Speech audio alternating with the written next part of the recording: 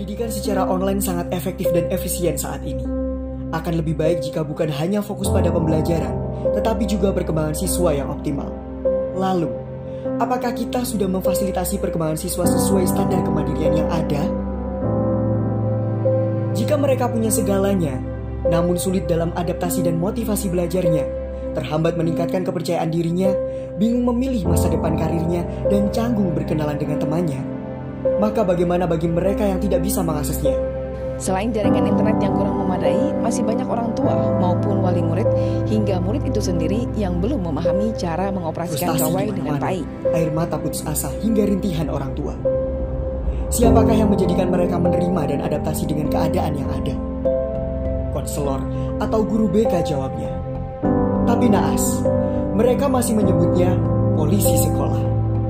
Sebagai diri saya, mahasiswa, konselor, dan masyarakat Indonesia telah sepakat memulai untuk menjadikan BK sebagai sahabat siswa melalui Ransel Sashimi, citra konselor sahabat siswa masa kini, untuk mencegah dan mengatasi masalah terkini dengan dua strategi, yakni online dan offline.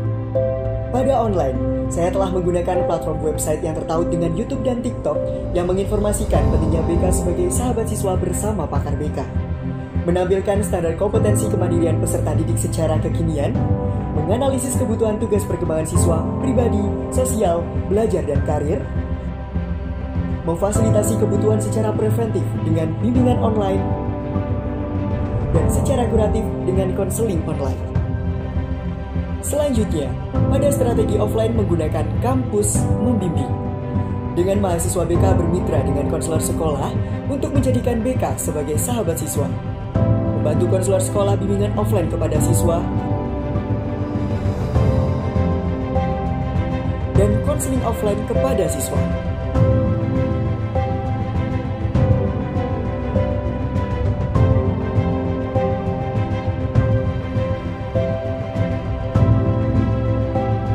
Let's be guided and counseling as student best friend for the optimal development of Indonesian young generation with Ransel Sashimi, citra konselor sahabat siswa masa kini. Saya Ilyas Mahardika, siap menjadi bagian dari Putra Putri Pendidikan Jawa Timur 2021 kategori umum.